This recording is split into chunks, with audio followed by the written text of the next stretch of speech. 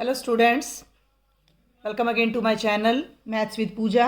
हम कर रहे हैं कक्षा 8वीं के लिए चैप्टर नंबर 11 क्षेत्रमिति एक्सरसाइज 11.1। बेटा जी मैं already with examples with detail अपने चैनल पर अपलोड कर चुकी हूं और आई होप कि आपने वो एक्सरसाइज अपने फेयर नोटबुक में भी कंप्लीट कर ली होगी। आज का हमारा टॉपिक होगा एक्सरसाइज 11.2। ठीक है, लेकिन एक्सरसाइज तो हम बहुत बाद में पहुंचेंगे, उससे पहले मैं आपको सारी डिटेल बताऊंगी, रिलेटेड एग्जांपल्स कराऊंगी। तो आज का हमारा टॉपिक होगा विशेष चतुर्भुजों का क्षेत्रफल। ठीक है बेटा, विशेष चतुर्भुज, दो विशेष तरह के चतुर्भुज मैं आपको समझाने जा रही हूँ जिनके क्षेत्रफल के सूत्र हम सीखेंगे। सबसे पहले है समलंब का क्षेत्रफल। तो सबसे पहले तो आपने ये समझना है कि समलंब होता क्या है। समलंब को इंग्लिश में बोलते हैं ट्रापीजियम, TRAPEZIUM, ट्रेपीजियम बोल देते हैं। एक ऐसा विशेष चतुर्भुज जिसकी कोई दो सम्मुख भुजाएं समानांतर होती हैं और अन्य दो सम्मुख भुजाएं असमानांतर होती हैं। ये देखो, ये वाली और ये वाली समानांतर है। देखो कॉपी के पेज के साथ ये आगे तक बढ़ती जा रही है, तो यहाँ हमें कोई दिक्कत नहीं आएगी, ये कहीं कटेंगी नहीं। दिक्कत का मतलब कि ये कहीं भी कटेंगी नहीं, आपस में समानांतर रहेंगी। लेकिन ये दोनों इस तरफ तो नहीं कटेंगी, लेकिन जब आप इन्हें ऊपर की तरफ बढ़ाओगे तो ये कहीं ना कहीं कटेंगी, तो ये असमानांतर हैं। अगर मैं इसका नाम ABCD रख देती हूँ तो AB भुजा समानांतर है बेटा CD भुजा के, लेकिन AC भुजा समानांतर नहीं है AD भुजा समानांतर नहीं है BC के। तो ये आकृति क्या कहलाती है? समलंब कहलाती है। और इसका क्षेत्रफल निकालने का एक विशेष सूत्र है। हम वो कैसे सूत्र बना, कैसे डेवलप हुआ, वो मैं आपको नहीं समझाऊंगी, क्योंकि अभी आपका एक तो परीक्षा नज़दीक है, दूसरा भी आप 8वीं कक्षा में हो, तो वो आपके सिलेबस का पार्ट नहीं है। तो बेहतर रहेगा कि थोड़ा और बड़ी क्लास में आप हो जाओ, तो तब आप इसको समझो। तो समलंब का क्षेत्रफल निकालने के लिए हमें विशेष रूप से चाहिए समलंब की ऊंचाई। ऊंचाई ये है DC से AB तक के बीच की जो दूरी है। तो ये अगर मैं ब्लैक पेन से मार्क कर रही हूँ DM, तो ये DM आपके समलंब की क्या है भाई? ऊंचाई है।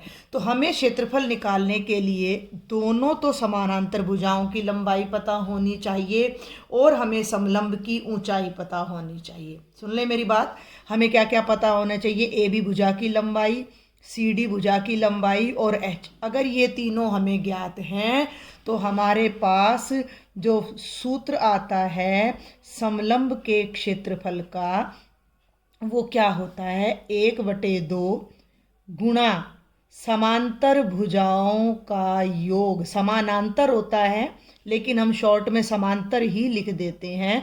समांतर का मतलब भी यही होता है, समान अंतर, और गुणा में ऊंचाई। ये हमारा सूत्र होता है किसी भी समलंब का क्षेत्रफल निकालने का। आपने ये चैप्टर जहाँ भी स्टार्ट किया है, अपने 1-2 पेज ऐसे रखना जिन पर आप अपने सारे के सारे इम्पोर्टेंट फॉर्मूला नोट करके रख सको, ताकि आप उन्हें बार बार देखो और आपको ऑटोमेटिकली याद हो जाए। इसे हम ऐसे भी लिख सकते हैं 1/2 समांतर भुजाएं कौन कौन सी हैं? AB जमा DC का जोड़ और गुणा में H। तो ये हमारा किसी भी समलंब का क्षेत्रफल निकालने का सूत्र होता है। इसे मैं एक एग्जाम्पल की हेल्प से आपको बताती हूँ। ये देखिए, आपके NCERT में ही प्रयास कीजिए करके बहुत सारे आपके मतलब टॉपिक आते हैं। ये देखो, मैं आपको दिखा भी देती हूँ। ये देखिए, ये है पेज नंबर 181 पर। प्रयास कीजिए कि आपने प्रयास करना है, यानी इन दोनों समलंबों का आपने क्षेत्रफल ज्ञात करना है। तो यहीं से मैंने ये सवाल लिया है कि आपको ये आकृति दी गई है और आपको इसका क्षेत्रफल ज्ञात करना है। तो ये एक समलंब है। आप इसे नाम देना चाहें तो नाम दे सकते हैं, नहीं तो आप डायरेक्ट यहाँ पर निकाल सकते हो कि दिए गए समलंब का क्षेत्रफल बराबर है, फॉर्मूला ऊपर लिखा हुआ है, आप लिख लीजिएगा, 1/2 समानांतर भुजाओं का जोड़। ये ध्यान रखना है कि आपने ब्रैकेट लगा के पहले दोनों को जोड़ना है, फिर जो उत्तर आए, अगर वो कटता है 2 से तो काटना है, वरना नहीं काटना है। तो 1/2, एक भुजा 9 सेंटीमीटर है, एक भुजा 7 सेंटीमीटर है, तो 9 + 7 और गुणा ऊंचाई कितनी है? 3। अब कई बच्चे क्या करते हैं, ऐसे काट देते, 9 को 2 से काट दिया, 7 को काट दिया। ऐसे बिल्कुल नहीं काटना है। ब्रैकेट का मतलब होता है पहले ब्रैकेट को सॉल्व करना। तो 1/2, 9 और 7 कितना होता है बेटा जी, 16 गुणा 3। अब 2 नीचे है, 16 और 3 ऊपर है। अब काट दीजिए, 2 एकम 2, 2 आठे 16, 8 बच गया। और ये आ गया 8 तिया 24, क्योंकि तीनों चीज़ें इस सेंटीमीटर में हैं। तो क्षेत्रफल का मात्रक होता है वर्ग सेंटीमीटर। तो हमारा आंसर आ जाएगा 24 वर्ग सेंटीमीटर। अब आप इस सेकंड एग्जाम्पल को, सेकंड प्रयास कीजिए के क्वेश्चन को जरा ध्यान से देखिए। ये भी समलंब है, लेकिन अब ये इसको ऐसे उल्टा कर दिया है। देखो मैं नोटबुक को उल्टा कर देती हूँ, एक बार आप खुद देखो। अब ये आपको सीधा दिख रहा है, ये यहाँ से टिक नहीं रहा है, ये आधार तो इसका यही रहेगा।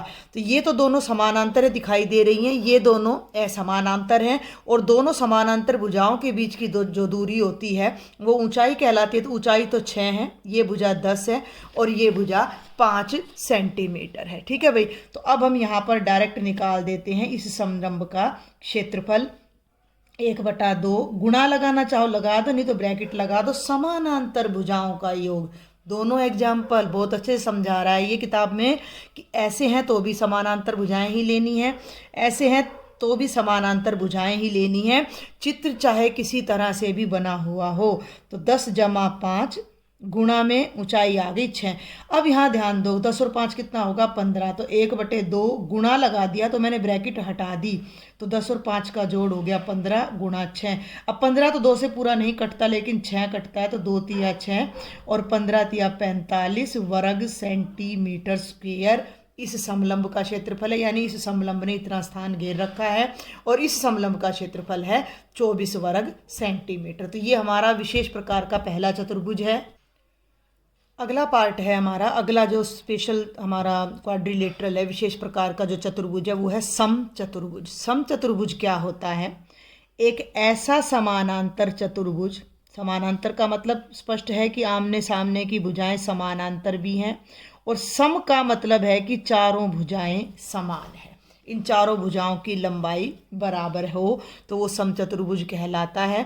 समचतुर्भुज की खासियत क्या होती है कि अगर मैं इसका नाम ABCD रख रही हूँ, तो जो इसके विकर्ण हैं, AC विकर्ण कहलाता है और बेटा जी BD विकर्ण कहलाता है। और ये दोनों विकर्ण एक दूसरे को, ये लाइन को इग्नोर कर देना, जहाँ काटते हैं वो 90 डिग्री का एंगल होता है चारों। ये भी 90 का है, ये भी 90 का है और ये भी। और ये पॉइंट O इस AC का भी मध्य बिंदु है और इस BD का भी मध्य बिंदु कहलाता है। तो इस समचतुर्भुज का क्षेत्रफल निकालने के लिए हमें भुजाओं की जरूरत नहीं होती, बल्कि हमें विकर्णों की लंबाई की जरूरत होती है, AC गुणा BD। एक विकर्ण लंबा होता है, बड़ा होता है, एक विकर्ण हमेशा छोटा होता है। तो समचतुर्भुज का जो क्षेत्रफल है, समचतुर्भुज को इंग्लिश में रोम्बस बोलते हैं, RHOMBUS। तो अब हम सीखने जा रहे हैं समचतुर्भुज के क्षेत्रफल का सूत्र। तो समचतुर्भुज का जो क्षेत्रफल होता है बेटा जी, वो होता है 1/2 गुणा विकर्णों का गुणनफल। विकर्ण अभी मैंने आपको बताए हैं।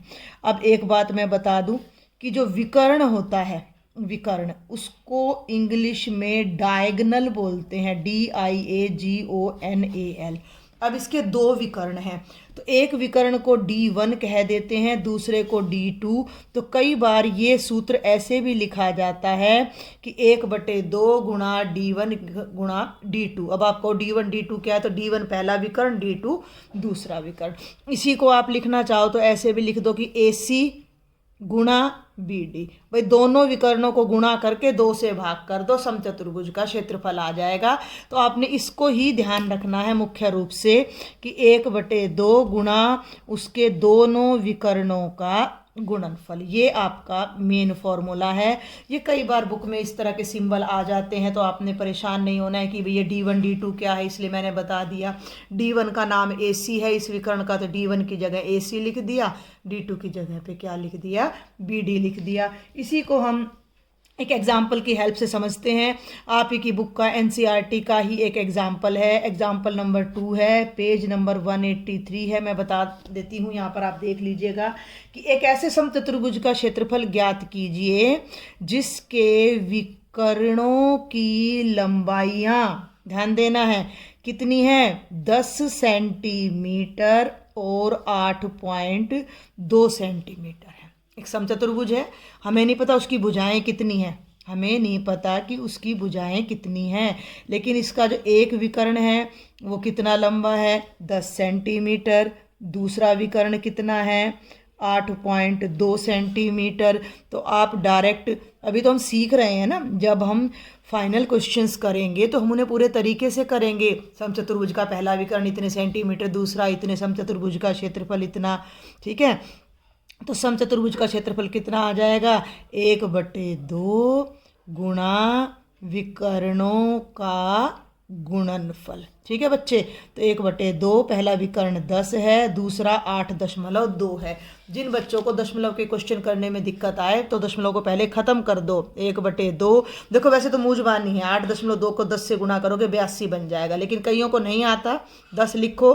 8.2 को आप 82/10, क्योंकि दशमलव के बाद एक अंक है तो नीचे एक के बाद एक जीरो, 10 से तो 10 कट गया, और 82 सम संख्या है तो 2 से पूरी पूरी भाग हो जाएगी, तो 2 एकम 2, 2 चौके 8, 2 एकम 2, और ये आ जाएगा 41 वर्ग सेंटीमीटर। मैं फिर कह रही हूँ कि क्षेत्रफल का मात्रक होता है वर्ग सेंटीमीटर। एक और टॉपिक है जो मैं आपके साथ डिस्कस करना चाहूँगी, सामान्य चतुर्भुज का क्षेत्रफल। कई बार ऐसा चतुर्भुज आ जाता है जो ना समलंब है, ना समानांतर है, ना समचतुर्भुज है, ना आयत है, ना वर्ग है। मान लीजिए कोई अलग ही तरह का चतुर्भुज मैं आपको यहाँ बना के दिखाऊं तो आप इसको इस तरह से कैसे भी ले सकते हो कि ये आप अगर ध्यान पूर्वक देखो तो बेटा ना ये समलंब है ना समानांतर, कैसा भी चतुर्भुज नहीं है, आप इसे काइट भी मत लेके चलना। और इसका हमने क्षेत्रफल निकालना है, तो इसका नाम है ABCD। तो इस तरह का चतुर्भुज का क्षेत्रफल के लिए हमारे पास कोई पर्टिकुलर सूत्र नहीं होता है। उसके लिए हमें क्या करना पड़ेगा कि हम इस चतुर्भुज के 2 पार्ट कर देंगे।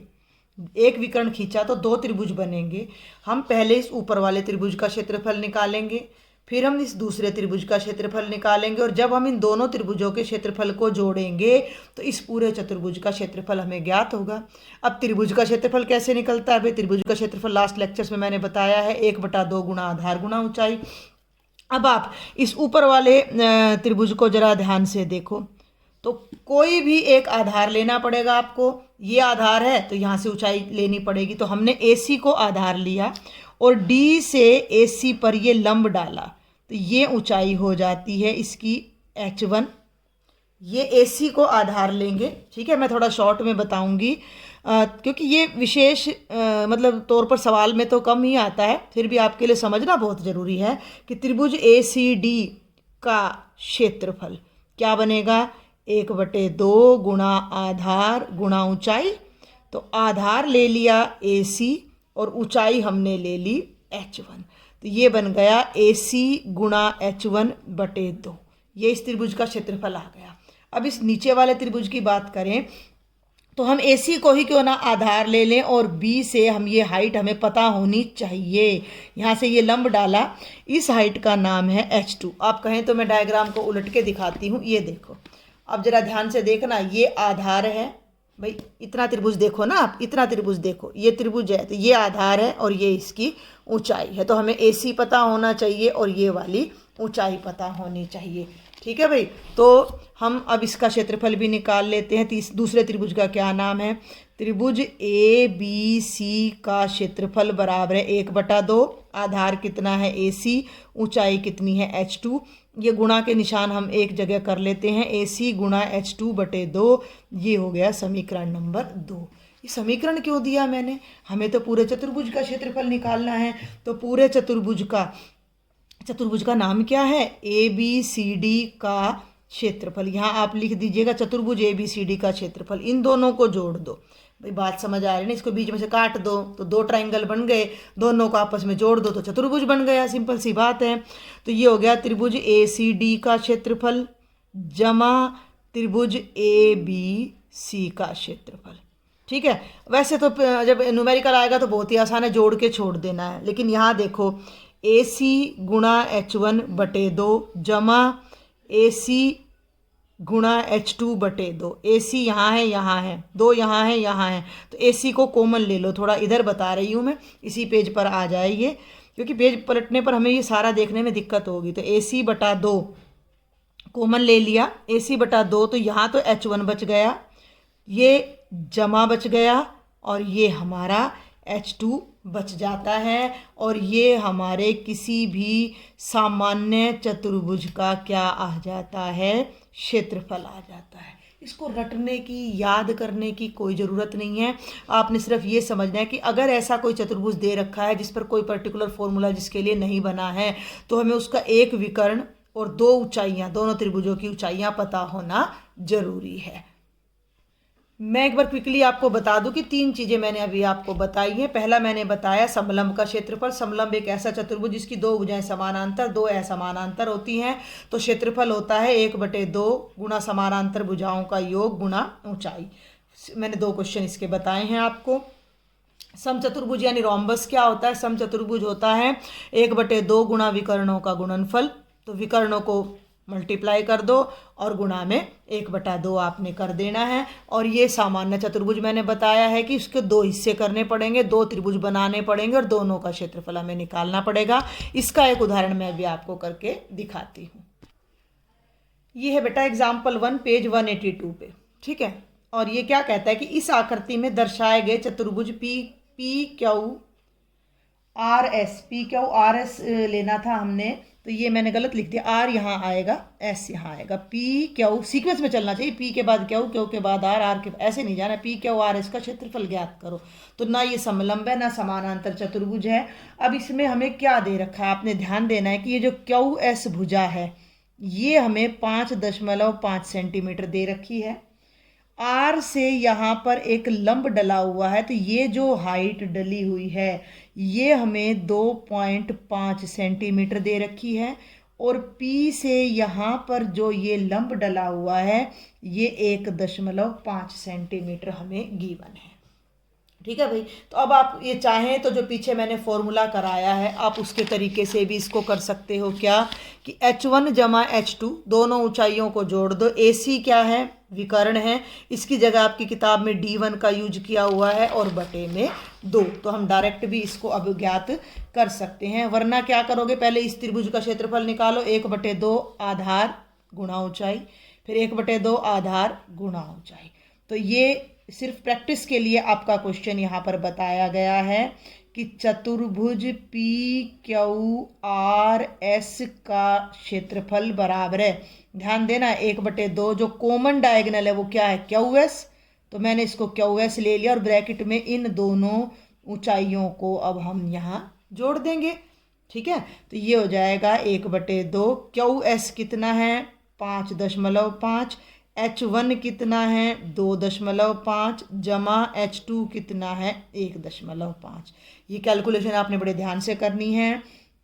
1/2 ये हो गया 55/10, दशमलव हटा लिया करो।